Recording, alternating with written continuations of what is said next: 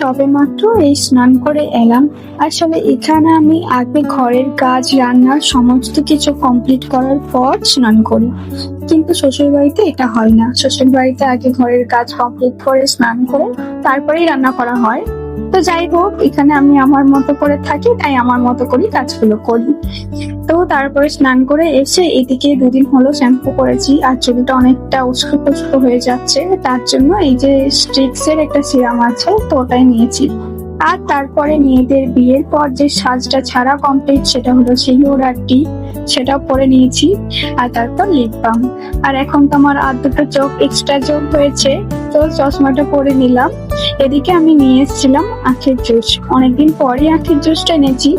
সব রকম জুসই পাওয়া যায়, তবে আখের জুসটাই আমি খাই মাঝে মধ্যে, আর এটা খাওয়াও ভালো। তো যাই হোক, তারপর আখের জুসটা একটু খেয়ে নিলাম। আর আখের জুসটা আমার খেতে কিন্তু বেশ ভালোই লাগে। তারপরে বসেছি একটা অকাজ কুকাজ করতে। অকাজ নয় তো কাজই। এই যে ক্লিপটা দেখছো, এই ক্লিপে না 2দিকে 2টো এই যে পাথর বসানো আছে, তো এটা আমার হাত থেকে পড়ে খুলে গেছে। প্রথমে তো ফেভিকুইক দিয়ে চেষ্টা করলাম, তবে ওটা উঠে যাচ্ছিল, তাই ফেভিকল দিয়ে লাগিয়ে দিলাম। তো একটা লাইক করে যেও,